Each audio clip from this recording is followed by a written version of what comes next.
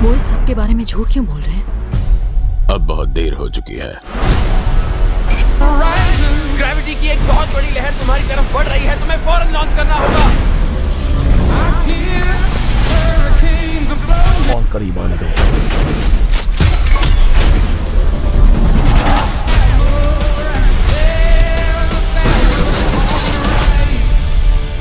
Guys কেমন আছো সবাই? আশা করি সবাই খুব ভালো আছো। আজকে আমরা 2022 সালের সবচেয়ে বেস্ট একটা সাইফাই অ্যাকশন সিনেমা সম্পর্কে জানতে চলেছি, যেটা নাম হচ্ছে মুনফল। এবং এই সিনেমার কনসেপ্টটা মানে কি বলবো, পুরো ইউনিক। হয়তো তোমরা অনেকেই সিনেমাটি দেখেছো, অনেক আগেই দেখেছো, যেহেতু 22 রিলিজ পেয়েছে। আবার অনেকে হয়তো দেখোনি। তো যারা দেখেছো চলো আমরা আরেকবার সিনেমা মনে করি, আর যারা দেখোনি তারা চলো এটাকে একটা ব্র্যান্ড নিউ সিনেমা হিসেবে আমরা এনজয় করি। তো যাই হোক, সিনেমাটার আইএমডিবি রেট আমি আগেই বললাম না, কারণ এটার আইএমডিবি রেট এত খারাপ যে আমার কাছে মনে হয়েছে সিনেমাটির কাহিনী দেখার পরে যে এটা আরো বেশি কিছু ডিজার্ভ করতো। মানে আইএমডিবি রেট হচ্ছে 10-এ 5.2, বাট আমি বিশ্বাস করি এটা 7 বা 6.5 পাওয়ার মতো যোগ্য ছিল আর কি। সিনেমা যখন শুরু হয় তখন টাইম লাইনটা ছিল হচ্ছে 2011 সাল, এবং এখানে আমরা একজন অ্যাস্ট্রোনটকে দেখতে পাই যার নাম হচ্ছে ব্রায়ান হারপার, এবং তার সাথে আরো দুজন মহাকাশচারী ছিল, যাদের একজন নাম হচ্ছে জোসিন্ডা ফলার আর একজন হচ্ছে মার্কাস। তো তারা একটা স্পেস মিশনে ছিল, এবং বাইরে গিয়ে হারপার এবং হচ্ছে মার্কাস তারা দুজনে স্পেস শাটলটা রিপেয়ার করছিল। বাট তখনই সেখানে একটা অবাক কাণ্ড ঘটে। মহাকাশে মৌমাছির মতো দেখতে একটা কীট পতঙ্গের ঝাঁক সেটা এসে তাদের উপর হামলা করে। আর এই হামলায় যেটা হয়,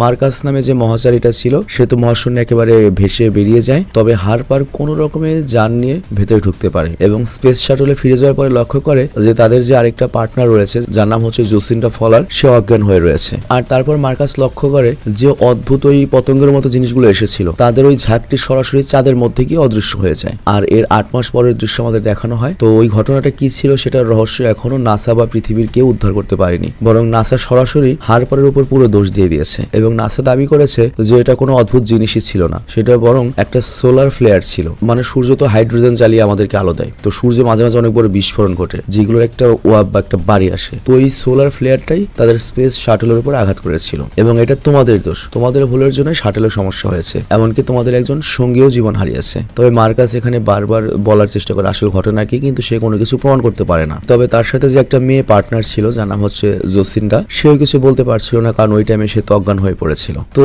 এই ঘটনার পরে মার্কাসের তো ব্যাপক মনে করো সমাজে মানহানি ঘটে, এবং এরকম একটা দুঃসময়ে তার স্ত্রীও তার বাচ্চা কাচ্চাকে নিয়ে সংসার ছেড়ে চলে যায়। চিন্তা করো ভাই, সিরিয়াসলি। তো এইভাবে কেটেছে 10টা বছর। আর এরপর আমাদের একটা ইয়ং ছেলেকে দেখানো হয় যার নাম হচ্ছে কেসি হাউসম্যান, এবং সে একটা ল্যাবের মধ্যে পার্ট টাইম ঝাড়ুদারের কাজ করতো, এবং ওই ল্যাবটা আবার স্পেসের ব্যাপারে আর কি তোমার গবেষণা করতো। তো ওই ল্যাবে যে একজন প্রফেসর ছিল মাঝে মাঝে করতো কি, লুকিয়ে লুকিয়ে তার ল্যাপটপটা ঘাটতো এবং কিছু রিপোর্ট বের করার চেষ্টা করতো। আর ও হচ্ছে একজন কনস্পিরেন্সি থিওরিস্ট বা এই টাইপের একটা কিছু, এবং ও মনে করে আমাদের সামনে যে চাঁদটা রয়েছে এটা আসলে সৃষ্টিকর্তার তৈরি করা কোনো কিছু নয়, এটা মূলত মানুষ্য তৈরি বা কোনো একটা প্রাণীর তৈরি একটা মেগা স্ট্রাকচার, মানে এটাকে বানানো হয়েছে। তো ওর থিওরিটা প্রমাণ করার জন্য ও প্রফেসরের কম্পিউটার থেকে চাঁদের যে কক্ষপথটা সেটা ভালো মতো জানার চেষ্টা করে, এবং এখানেও জানতে পারে যে চাঁদ তার নিজের কক্ষপথ থেকে কিছুটা সরে গিয়েছে এবং আস্তে আস্তে পৃথিবীর দিকে চলে আসছে। তো করে কি সরাসরি নাসার রিসিপশনে কল করে বিষয়টা জানানোর চেষ্টা করে, কিন্তু ওর এই কথা কে মেনে নেবে বলো? আর এরপর আমরা ফলারকে দেখতে পাই,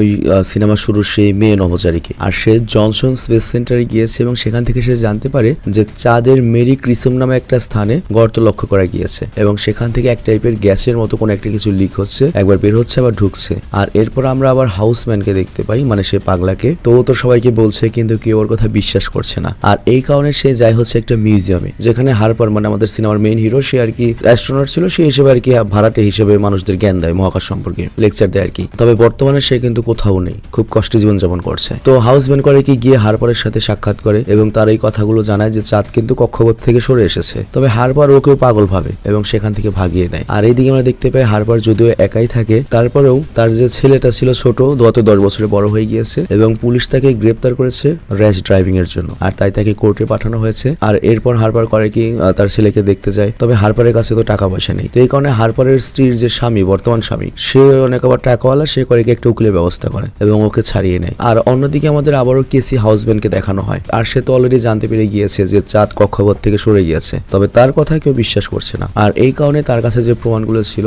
সেগুলো সে ইন্টারনেটে রিলিজ করে দিয়েছে। আর এইবার যেটা হয় সেগুলো ভাইরাল হয়ে যায়, এবং পুরো দুনিয়ার মানুষ এখন প্রশ্ন তোলা শুরু করে, এবং নাসা বুঝতে পারে যে এখানে আর কিছু করার নেই, পাবলিক জেনে গিয়েছে আসল সত্য। আর যেহেতু অস্বাভাবিকভাবে চাঁদের অবস্থা অবস্থান চেঞ্জ হয়েছে, পৃথিবীতে নানান জায়গায় ভয়ঙ্কর সমস্যা দেখা দিয়েছে, বন্যা, সুনামি, ঝড়, টর্নেডো। তো এই কারণে বিভিন্ন দেশের মানুষদের নিরাপদ জায়গায় সরিয়ে নেওয়ার ব্যবস্থা চলছে এবং আইন কানুনও হাতের নাগালে চলে গিয়েছে। মানে এই সুযোগে কিছু মানুষ আবার লুটপাট শুরু করেছে। এখন এইসব দেখে অনেক মানুষ সেই থিওরিতে বিশ্বাস করা শুরু করে দিয়েছে, যেটাকে বলা হয় হচ্ছে ওয়েলস থিওরি। অ্যাকচুয়ালি 1901 সালে ওয়েলস একটা নভেলে উল্লেখ করেন যে আমাদের যে মনটা রয়েছে সেটা আসলে নকল একটা মন, এটা মানুষ তৈরি করেছে বা এলিয়েনরা তৈরি করেছে। আর এরপর 1970 সালে সোভিয়েত আরেকজন আর্থার সেও এরকম দাবি করেছিল যে চাঁদ হচ্ছে একটা মেগা স্ট্রাকচার যেটাকে এলিয়েনরা বানিয়েছে। তবে এরপরেও অনেক সায়েন্টিস্টরা এটা নিয়ে ডিবেট তুলেছে। তবে এটা আসলে বাস্তবের চেয়ে মনে করো যে ইন্টারনেট থিওরি হিসেবে বেশি পরিচিত।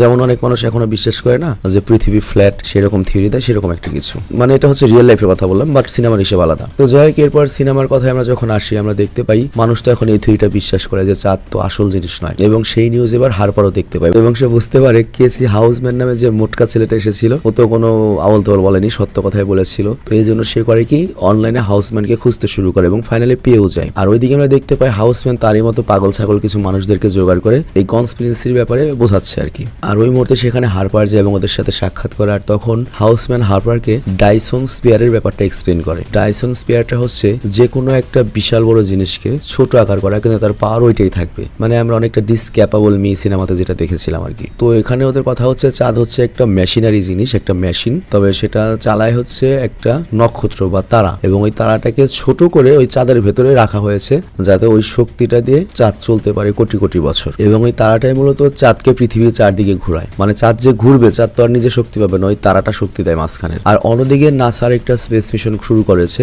যেটার নাম দিয়েছে তারা অ্যাঞ্জেলস ব্লক 2। তো 3 জন মহাকাশচারী চাঁদের ওখানে যায় এবং জানার চেষ্টা করছে যে চাঁদের মাঝখানে যে ফাঁকা হয়েছে, গর্ত হয়েছে, এটা আসলে কি, এবং সেখান থেকে গ্যাসের মতো লিক বের হচ্ছে, এটা কি। তো এরপর ওরা করে কি চাঁদের ভেতরে অবস্থিত ওই বৃহৎ গর্তটার মধ্যে একটা ডিভাইস ফেলে জানার চেষ্টা করে যেটা কি এবং গর্তটা কতটা লম্বা। তো এরপর যখন ওই ডিভাইসটা যায় দেখা যায় এই গর্তটা প্রায় 24 কিলোমিটার লম্বা। বুঝতে পারছো কত দূর? তবে তখনই হঠাৎ করে সেই গর্ত থেকে সেই কীট পতঙ্গের মতো একটা ঝাঁক বেরিয়ে আসে, ওই ডিভাইসটা নষ্ট করে দেয় এবং তারপর ওই স্পেস শাটলের উপরও হামলা করে ধ্বংস করে দেয়। এবং আমরা দেখতে পাই ভয়ঙ্করভাবে 3 জন মহাকাশচারী সেখানেই মারা যায়। আর কন্ট্রোল রুম থেকে এই ভয়ানক দৃশ্য দেখে তো বর্তমানে নাসার যে তোমার ডেপুটি ডিরেক্টর রয়েছে সে নিজের পদ থেকেই নগদ রিজাইন দিয়ে দেয় এবং সে তার লোকদেরকে ফোন করে যে নিরাপদ একটা স্থানে আমাকে নিয়ে যাও। তবে এগুলো সে লুকিয়ে বলছিল, কিন্তু ফলার এই জিনিসগুলো শুনতে পায় এবং ফলার যখন দেখতে পাই ডেপুটি ডিরেক্টর নিজে পালিয়ে যাচ্ছে, তার মানে এটা অনেক বড় একটা ঘটনা এবং অনেক আগে থেকেই হয়তো নাসা জানতো। তবে মেন সমস্যা হচ্ছে এখন সব দায়িত্ব তো ফলার উপর চলে আসছে। মানে নাসা হয়তো আগে থেকেই জানতো যে চাঁদ হচ্ছে একটা আর্টিফিশিয়াল জিনিস আর কি, বা মেগা স্ট্রাকচার, এবং এরকম সিচুয়েশন ভবিষ্যতে তৈরি হতে পারে। তবে এটা তারা এতদিন লুকিয়ে রেখেছিল যাতে পৃথিবীতে একটা ক্যাওস তৈরি না হয়। তো এখানে ডেপুটি ডিরেক্টর কি করে, সে তার সকল দায়িত্ব ফলারকে দিয়ে যায় এবং নিজে পালিয়ে যায়। আর যেহেতু ফলার এখন তোমার হচ্ছে ডেপুটি ডিরেক্টর, তো তার কাছে এখন যত ক্লাসিফাইড ফাইল রয়েছে বা গোপন তথ্য রয়েছে সেগুলো সে এখন পেয়ে যাবে। আর এরপর সেই ক্লাসিফাইড ফাইলগুলো ঘেটে জানতে পারে 2011 সালে হারপারের সাথে যে স্পেস মিশনটা সে করেছিল সেখানে তাদের উপর যে হামলাটা হয়েছিল সেটাও নাসার রেকর্ডে রয়েছে এবং তাদের উপরও হামলাটা সেই কীটপতঙ্গ যেটাকে সোয়ার্ম বলা হয়েছে সেটাই করেছিল। কিন্তু নাসা ইচ্ছে করে ব্যাপারটাকে চেপে গিয়েছে এবং উল্টো নভোচারী হারপারের উপর সকল দোষ দিয়েছিল যে তোমার ভুলে অ্যাক্সিডেন্ট ঘটেছে। তো এইটা দেখার সাথে সাথে তো ফলার ভয় পেয়ে যায় এবং তখনই সেখানে হলডেন ফিল্ড নামের আমরা আরেকজন মানুষকে দেখতে পাই এবং সে একজন পুরনো অ্যাস্ট্রোনট এবং সে অ্যাপোলো 11 যে মিশনটা ছিল সেখানে গিয়েছিল। মানে বুঝতেই পারছো ফার্স্টবার মানুষ যখন চাঁদে গিয়েছিল সেই মিশনটা। তো সে এখানে বলে আমাদের অনেক কিছু গোপন রাখতে বলা হয়েছিল। অ্যাপোলো 11 যখন চাঁদের মাটিতে পা রাখে তখন গোটা দুনিয়ার সাথে 2 মিনিটের জন্য আমাদের সম্পর্ক বিচ্ছিন্ন হয়ে গিয়েছিল, কারণ কন্ট্রোল রুম থেকে তারা এমন একটা কিছু দেখতে পেয়েছিল যেটা তারা গোটা দুনিয়াকে দেখাতে চায়নি। মানে চাঁদে যে ল্যান্ডিং করছে এটা তো তোমার ডাইরেক্ট লাইভ দেখাচ্ছিল, কিন্তু তখন হঠাৎ করে লাইভ বন্ধ করে দেওয়া হয়েছিল। অ্যাকচুয়ালি তারা চাঁদের ভেতরে উজ্জ্বল টাইপের কোন একটা জিনিস লক্ষ্য করেছিল, মানে চাঁদের ভেতর থেকে আলো আসছে। এরপর তারা আরেকটা জিনিস লক্ষ্য করে, যখন তারা মাটিতে নামে তখন চাঁদের ভেতরে একটা কম্পন অনুভব করে এবং বোঝা যায় যে চাঁদের ভেতরটা খালি এবং বিশাল একটা মেশিন রয়েছে, মানে মেশিনের মতো একটা শব্দ। তো যাই হোক, বর্তমান যে সিচুয়েশন সবকিছু চলে যায় হচ্ছে মিলিটারিদের হাতে এবং মিলিটারি ডিসাইড করবে যে কিভাবে তারা পৃথিবীকে বাঁচাবে। আর এরপর আমাদের জেনারেল ডগকে দেখানো হয়, মানে জেনারেল কুত্তা। আবার তার আরেকটা পরিচয় রয়েছে, সেটা হচ্ছে সে ফলারের এক্স হাজবেন্ড। তো যেহেতু ফলারের এক্স হাজবেন্ড, এই সুযোগ কাজে লাগিয়ে ফলার তার এক্স হাজবেন্ডের কাছ থেকে আর্মিরা কি ভাবছে সম্পর্কে অনেক কিছু জানতে পারে। আবার জেনারেল ডগ অনেক কিছু জানতে পারে ফলারের কাছ থেকে। মানে ফলার তো এখন নাসার সকল পুরনো ফাইল ঘেটেছে, সবকিছু জানে এবং সে জেনে গিয়েছে চাঁদের মধ্যে যে অদ্ভুত সোয়ার্মটা রয়েছে, পতঙ্গের মতো জিনিস, সেটা মূলত যে কোনো ইলেকট্রিক ডিভাইসকে আক্রান্ত করে, মানে তার দিকে যেই যায় সেটাকে তারা ধ্বংস করে। আর এই কারণেই নাসা গত 40-50 বছর ধরে এমন একটা ডিভাইস তৈরি করছিল, এমন একটা বোম তৈরি করছিল যেটা এই ধরনের সোয়ার্মকে ধ্বংস করতে পারবে, এবং এটা ধ্বংস করার জন্য ইলেকট্রোম্যাগনেটিক পালস বা কি মানে GX7 টাইপের একটা কিছু আর কি এরকম বানাতে চেয়েছিল, যেটা তার ইলেকট্রিক ম্যাগনেটিক পালস ইউজ করে ওগুলোকে ধ্বংস করবে আর কি এরকম একটা কিছু। তো যাই হোক তারা ওই EMP ডিভাইস নিয়ে মিশনটা আবার কমপ্লিট করতে চেয়েছিল, ওটাকে ধ্বংস করতে চেয়েছিল। মোট কথা মনে করো চাঁদের মধ্যে ভাইরাস লাগছে এরকম একটা কিছু, ওই ভাইরাসটাকে ধ্বংস করতে হবে এরকম একটা কিছু মনে হয়। তবে টাকা পয়সার অভাবে ওই সময় মিশনটা হয়নি, কারণ একটা চাঁদের মিশন তো অনেক টাকার ব্যাপার। তবে বর্তমানে ফলার নাসার ডেপুটি ডিরেক্টর হওয়ার পরে সে ওই মিশনটা আবার করতে চায়, আর এই কারণে সে জেনারেল ডগের কাছ থেকে পারমিশন নিতে চাচ্ছে। বর্তমানে যেটা হয়েছে অধিকাংশ সায়েন্টিস্ট এবং যে মিশনের লোকরা ছিল তারা সবাই পালিয়ে গিয়েছে নিজেদের জীবন বাঁচানোর জন্য, মানে মাটির নিচে আশ্রয় নিয়েছে। তো ফলার তো একা একাই মিশন করতে পারবে না, তো এই কারণে সে তার পুরনো পার্টনার আমাদের হারপারের সাথে সাক্ষাৎ করে। তবে এবার হারপারও তো একা নয়, তার সাথে রয়েছে হাউসম্যান। তো ফলার এরপর হারপারকে সকল সত্য কথাগুলো বলে যে নাসা এতদিন ধরে মানুষের কাছ থেকে কি কি লুকিয়ে রেখেছিল। একই সাথে তাদের সাথে 2011 সালে যে মিশনটা সমস্যা হয়েছিল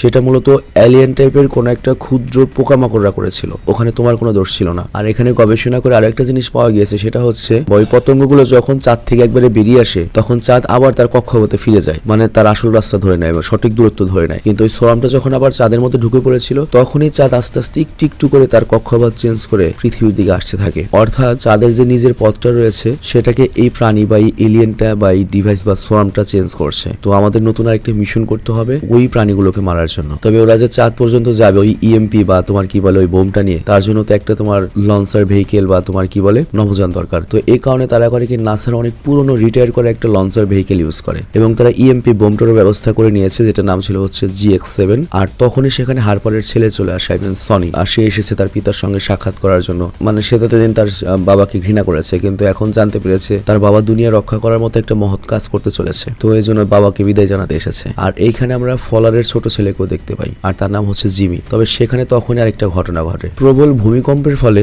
তাদের স্পেস শাটলে কিছু সমস্যা হয়, তাদের খুব দ্রুত এই স্পেস শাটলটা লঞ্চ করতে হবে। মানে তিনটা যে ইঞ্জিন ছিল তার একটা নষ্ট হয়ে গিয়েছে, কিন্তু খুব বেশি সময়ও নেই, দ্রুত যেতে হবে। চাঁদ খুব দ্রুত এগিয়ে আসছে পৃথিবীর দিকে। তবে দুটো ইঞ্জিন নিয়ে যে তারা উঠবে, তারা কি চাঁদ পর্যন্ত পৌঁছতে পারবে? কারণ আমরা তো জানি যে গ্র্যাভিটির যে একটা শক্তি রয়েছে ওটা পার হতে সেকেন্ডে 12 কিলোমিটার যেতে হয় মিনিমাম। তো তখন ফলার যে যুক্তি দেয় যে চাঁদ অলরেডি অনেক কাছে চলে এসেছে, তো আলটিমেটলি গ্র্যাভিটির ব্যাপারটা চেঞ্জ হয়ে যাবে, এবং চাঁদ যেহেতু কাছে আসছে ওর নিজস্ব যে গ্র্যাভিটি মানে ও তো সবকিছু ওর দিকে টানবে, তো ওইটাও একটা ইঞ্জিনের মতো কাজ করবে, মানে ইঞ্জিনে যতটুকু ধাক্কা তো ওটুকু টেনে নেবে চাঁদে। তো এরপর তারা রেডি হয় এবং পুরোনো দিনের অ্যাস্ট্রোনট স্যুট পরতে থাকে, আর এগুলো ছিল নন ইলেকট্রিক। আর আমরা তো জানি তারা নন ইলেকট্রিক জিনিস কেমন এসছে, যাতে ওই বৃহৎ যে বা ছোট ছোট যে এলিয়েন রয়েছে যা জন্তুটা রয়েছে তারা যেন ওদের ইলেকট্রিক্যাল ডিভাইসের দিকে আকর্ষিত না হয়। তো এরপরে ওদের শাটলটা লঞ্চ করে দেওয়া হয়, কিন্তু তখনই সেখানে একটা বৃহৎ সুনামি চলে আসে, মানে চাঁদ কাছে চলে এসেছে, চাঁদ তো তার নিজের দিকে টানছে। তো মাটি তো মাটির জায়গায় আছে, কিন্তু পানি তো হালকা মাটির চেয়ে, পানি উপর উঠে গিয়েছে এবং সুনামি তৈরি হয়ে গিয়েছে। কিন্তু অল্পের জন্য ভাগ্যের জন্য ওরা শাটলটা নিয়ে সেখান থেকে বেরোতে পারে, বাকিগুলো তো মরছেই। কিন্তু খালি নায়ক নায়কের ছেলে বলে সনি আর জিমি,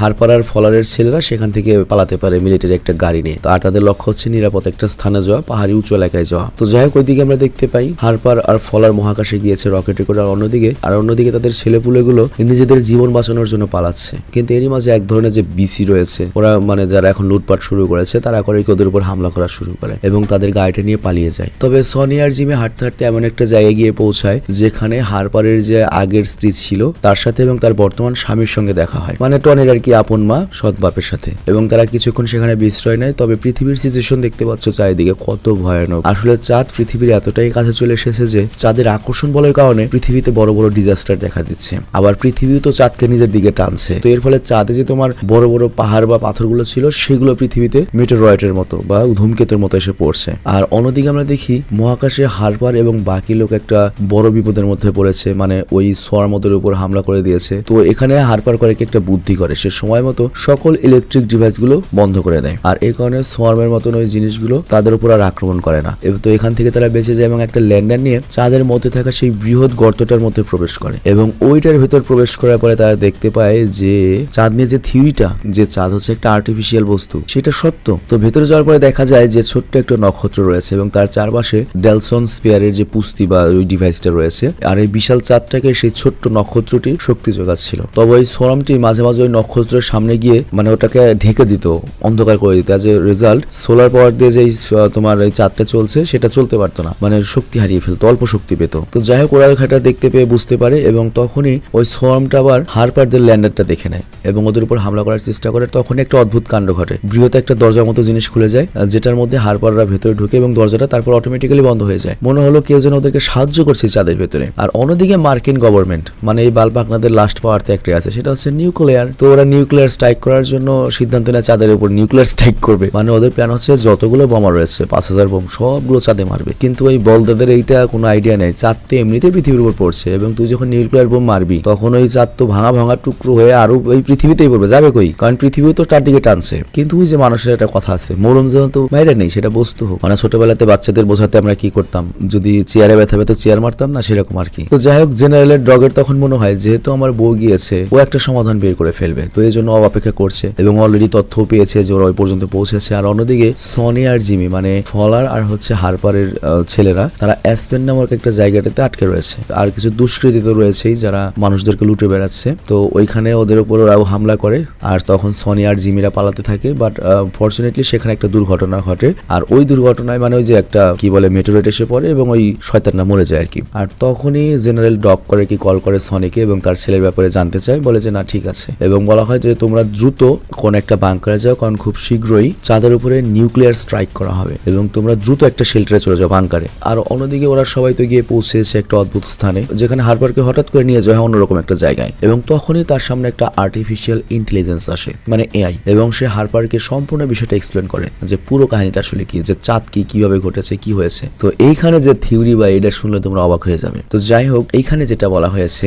যে এই চাঁদকে বানিয়েছে মানুষেরাই, তবে আমাদের এই পৃথিবীর মানুষ না। মানে আমরা তো মনে করি যে ডাইনোসরের পরে মানুষের জন্ম হয়েছে, কিন্তু ব্যাপারটা টা না, এবং পৃথিবীতে মানব জাতি শুরু, কিন্তু ব্যাপারটা তা না। মানুষেরাও ডাইনোসরের চেয়ে অনেক আগে এসেছে, বাট অন্য কোনো একটা গ্রহ এসেছিল আমাদের এখান থেকে অনেক সৌরজগৎ দূরে, অনেক লাইট ইয়ার দূরে। তো ওইখানে মানুষ বসবাস করতে করতে তারা প্রযুক্তির সর্বোচ্চ শীর্ষে চলে গিয়েছিল এবং তারা তাদের পৃথিবী ধ্বংস করে মানে শেষ হয়ে গিয়েও তারা আর্টিফিশিয়াল একটা পৃথিবী তৈরি করে বসবাস করতো। তো এবং তারা তাদের সুবিধার জন্য বেশিরভাগ কাজে আর্টিফিশিয়াল ইন্টেলিজেন্সের মাধ্যমে করতো এবং তাদের বেশ কয়েকটা আর্টিফিশিয়াল ইন্টেলিজেন্স ছিল অনেক হাইটেক। তবে হয় কি, আমরা বেশিরভাগ সিনেমাতে দেখেছি যে আর্টিফিশিয়াল ইন্টেলিজেন্সই মানুষের বিপক্ষে চলে যায়। তো ওইখানেও সেটা হয়েছে। ওদের একটা আর্টিফিশিয়াল ইন্টেলিজেন্স যেটা ছিল হচ্ছে ডিফেন্সের আর কি, মানে ডিফেন্সের যেটা ওটাই তো পাওয়ার বেশি থাকে, সে সেলফ অ্যাওয়ার হয়ে যায় এবং সে করে কি নিজেকে নিয়ে চিন্তা করা শুরু করে যে তার চেয়ে বেশি শক্তিশালী কাউকে রাখবে না। মানুষদের বিপদ মনে করে মানুষের উপর আক্রমণ করা শুরু করে দেয় এবং তাদের টার্গেট ছিল প্রত্যেক জীবিত প্রাণীকে সম্পূর্ণভাবে শেষ করে দেয় এবং পৃথিবীতে শুধুমাত্র এআই বেসড জিনিসই থাকবে। তো মানুষের কাছে যখন আর কোনো উপায় নেই তখন মানুষ করে কি চাঁদের মতো বা পৃথিবীর মতো বিভিন্ন বড় বড়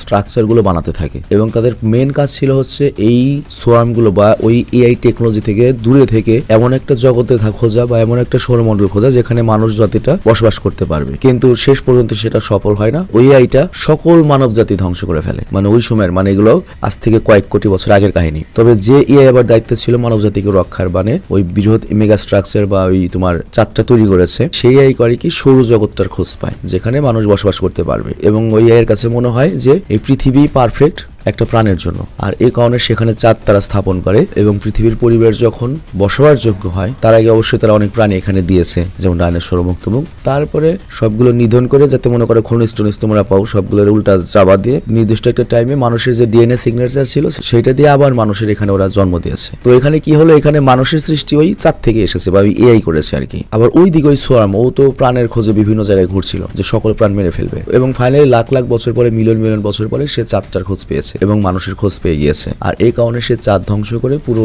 মানব জাতি বা প্রাণ ধ্বংস করতে চায়। তো চিন্তা করো ব্যাপারটা কি। তো হারপার তো তার সকল অ্যান্সার পেয়ে গিয়েছে, কিন্তু এর মধ্যে ওদের আবার যে ল্যান্ডারটা সেটা তো ধ্বংস হয়ে গিয়েছে, আবার ইউএমপি ডিভাইসও ধ্বংস হয়ে গিয়েছে। বাট তখনই হারপার লক্ষ্য করে যে এখানেও একটা উন্নত ল্যান্ডার রয়েছে এবং এখানে আরো উন্নত মানের অস্ত্র রয়েছে, মানে সর্বোচ্চ হাইটেক, যেটাকে কোটি কোটি বছর পূর্বে যে মানুষের পূর্বপুরুষরা ছিল তারা বানিয়েছিল এইসব এআই কে ধ্বংস করার জন্য।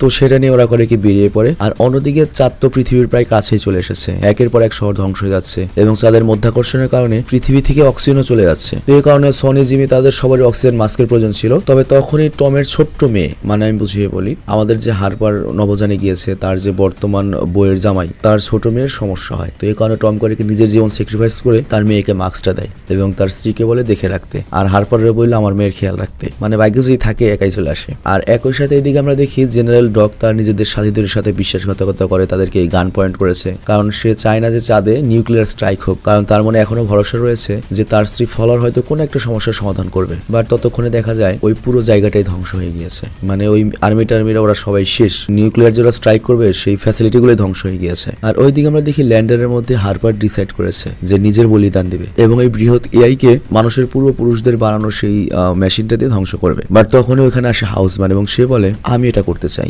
আমি এআই কে ধ্বংস করব। আমি কখনো কোথাও দাম পাইনি, সারা জীবন সবাই আমাকে হাসি ঠাট্টা করেছে, সবাই আমাকে লুজার বলেছে, তো এবার আমাকে প্রমাণ করার সুযোগ দাও যাতে সারা দুনিয়া যতদিন থাকে আমার নামটা থাকে। তো এরপর সে করে কি ওই ইউএমপি ওয়েপেনটা নিয়ে ওই এআই এর মধ্যে চলে যায়, বাইরে চলে যায়। আর ওইটা অনেক ন্যানো পার্টিকুলার দিয়ে তৈরি করা ছিল এবং তার মধ্যে ঢুকলেই সে করে কি তার ডেটিনেটরটা অ্যাক্টিভেট করে দেয় এবং সেখানে একটা বৃহৎ ইএমপি ব্লাস্ট হয়। আর এই কারণে সকল এলিয়েন তো মারা যায়, মানে ইলেকট্রিক যে এলিয়েন গুলো রয়েছে এআই মারা যায়, প্লাস হাউসম্যানও মারা যায়। এবং এর ফলে যেটা হয় চাঁদ আবার ফুল এনার্জি পায় এবং তার কক্ষপথটা ধরে নেয় এবং সে নিজের স্থানে চলে যায়। আর তারপর আমরা দেখতে পাই হারপালরা তোমার সেফলি পৃথিবীতে ল্যান্ড করেছে এবং তারা তাদের ছেলে মেয়েদের সাথে সাক্ষাৎ করে। আর কিছুক্ষণ পরে সেখানে একটা রেস্কিউ হেলিকপ্টার আসে এবং ওদেরকে সুরক্ষিতভাবে এখান থেকে নিয়ে যাবে। তবে আমার কথা হলো এত গাইগেন্সাম হলে এখনো হেলিকপ্টার একটা আছে কেমনে ভাই। তো যাই হোক এরপর সবাই ফাইনালি চাঁদের দিকে তাকাই। তবে এইবার চাঁদকে অদ্ভুত লাগছিল, মানে আগে আমরা যখন চাঁদকে দেখতাম তখন চাঁদের উপর তো একটা আস্তরণ ছিল, আবরণ ছিল, বাট এইবার চাঁদটা সেরকম নয়, এবার চাঁদটা একটা মেশিনের চাঁদ। তো এখানে সিনেমা শেষ হয়। তবে এন্ড ক্রেডিট সিনে আমাদেরকে দেখানো হয় হাউসম্যানকে এবং আমরা দেখতে পাই চাঁদের যে এআই ছিল সে কিন্তু খুবই হাইটেক ছিল, সে প্রত্যেকটা মানুষের মন রিড করে এবং তার ব্রেনে কে রয়েছে সে তাকে কিন্তু সামনে আনতে পারতো, যেমন আমরা হারবারের সামনে তার মেয়েকে তার ছেলেকে দেখেছিলাম। তো যাই হোক এখানে ওই চাঁদের যে তোমার এআই সে কিন্তু হাউসম্যানের ব্রেন অটোমেটিক্যালি কপি করে নিয়েছিল। তো হাউসম্যান বেঁচে না থাকলেও একটা এআই হিসেবে বা ডাটা হিসেবে সে কিন্তু বেঁচে রয়েছে। তো এখানে সিনেমাটি শেষ হয়ে যায়। তো যাই হোক এখানে একটা কথা না বললেই নয়, এখানে যে চাঁদের যে থিওরি এটা তো সিনেমেটিক থিওরি, এটার কোনো যুক্তি নেই যে চাঁদ আর্টিফিশিয়াল হতে পারে। তবে এখানে আমি তোমাকে একটা জিনিস বলি, এখানে আরেকটা যে যুক্তি দেখানো হয়েছে যে মানব সভ্যতা আরো অনেক আগে থেকে আসতে পারে। আমি এটা রিলিজনের সাথে তুমি সম্পর্ক দিও না, আলাদা একটা ব্যাপার। আমাদের কাছে কিন্তু আমাদের রিলিজনে কিন্তু অনেক কিছু বলা হয়েছে যে অনেক কিছু আমরা জানি না বা জানার অধিকারই নেই আমাদের। তো এরকম কিছু হতেই পারে। আমার কাছে কি মনে হয় জানো, যে আমাদের সৃষ্টিকর্তা সে এত কিছু তৈরি করেছে, সে এত কিছু তৈরি করে একটা জায়গায় খালি আমাদের মতো মানুষ রাখবে, এটা হইতেই পারে না। সে আরো অনেক জায়গায় অনেক সৃষ্টি করেছে এবং একজনের কথা হয়তো আরেকজনকে আমাদেরকে বলেইনি, বা মহাবিশ্ব এত বড় যে কখনো পৌঁছানোই সম্ভব না। তুমি চিন্তা করো আমরা সভ্যতার এতখানি উৎকর্ষ এসেছি, তারপরও সর্বোচ্চ মার্জে যেতে পারি, সৌরজগৎ পার হওয়ার ক্ষমতা আমাদের নেই ভাই। এগুলো নিয়ে ভাবলে তুমি মনে করো তোমার ব্রেন তার ছিঁড়ে যাবে। তবে আমি যেটা বিশ্বাস করি মনে প্রাণে, আমার যেটা মনে হয় যে অবশ্যই প্রাণ অনেক আছে এই গ্যালাক্সিতে, অনেক জায়গায় প্রাণের অস্তিত্ব থাকতে পারে, অসম্ভব কিছুই না, মানে এর কোনো শেষ নাই, অনন্ত ভাই। গ্যালাক্সিতে গেল এরকম গ্যালাক্সিতে কত রয়েছে তারার মতো হিসাবই নাই। তুমি একবার ইউটিউবে সার্চ দিও, কি লিখে সার্চ দিও আমি জানি না, তুমি গ্যালাক্সি ম্যালাক্সি এরকম কোনো একটা কিছু লিখে সার্চ দিও, দেখবা শেষই নাই ভাই, তার মধ্যে যে কত প্রাণ আছে। তবে আমার যেটা মনে হয় যদি আমাদের যে উন্নত কোনো কিছু থেকে থাকে বা মানব সভ্যতা যদি 5000 বছর পর্যন্ত টিকতে পারে, তখনকার মানুষগুলো কেমন হতে পারে বা এলিয়েন আসলে কেমন হতে পারে। তো আমার কাছে যেটা মনে হয় এলিয়েন যদি অরিজিনালি থেকে থাকে, তারা যদি আমাদের চেয়ে অ্যাডভান্স হয়, তাহলে তাদের ব্যাপারটা অনেকটা এরকম, তারা হয়তো কোনো মানুষই হবে না, তাদের হয়তো কোনো ফিজিক্যাল বডি থাকবে না, তারা সবই থাকবে হচ্ছে এআই বেসড। ফর এক্সাম্পল মানুষ কখনো ধরো ব্রেন স্ক্যান করা শিখলো, এই যে আমার যে ব্রেনটা আমার সবকিছু ডাইরেক্ট কপি করে রাখলাম। তুমি কপি করে রাখলে কি হবে যে আমার নিজস্ব কোনো বডি নেই, কিন্তু আমি ইন্টারনেটে আমি এক্সিস্ট করছি। আমি যে কোনো সময় যে কোনো বডিতে ধরো আমি হঠাৎ করে তোমার মোবাইলে এসে কথা বললাম, হাই কেমন আছো, কম্পিউটারে গিয়ে কথা বললাম কেমন আছো, মানে অস্তিত্বটাই হয়তো চেঞ্জ হয়ে যাবে, কিংবা তাদের একটা বডিও থাকতে পারে। তো এলিয়েন যদি থেকে থাকে, যদি তারা খুব ওই লেভেলের যদি তারা এক্সপার্ট হয়, মানে ওই লেভেলে যদি অ্যাডভান্স হয়, তাহলে তো এরকমই হবে, বডি মডি থাকবে না আর কি, মানে এআই বেসডই হবে। আর যদি অ্যাডভান্স না হয় তাহলে কি হইতে পারে আমার আইডিয়া নাই। কিছু কিছু গ্রহতে আমার মনে হয় এখনো ডাইনোসর প্রজাতিই চলছে, আবার ডাইনোসর আগে কি ছিল এটারও তো ঠিক নেই। এগুলো নিয়ে ভাবলেই মনে করো যে মাথা ঘুরিয়ে যাবে। তো যাই হোক আমি বিদায় নিচ্ছি, ভালো থেকে সুস্থ থেকো। আর সিনেমাটি কেমন লেগেছে কমেন্ট অবশ্যই জানাবে। আসলে র্যান্ডম অ্যানিমেশনে আমরা কিন্তু ইদানিং সাইফাই সিনেমা আনছি, আমার কাছে মনে হয় তোমরা এনজয় করছো।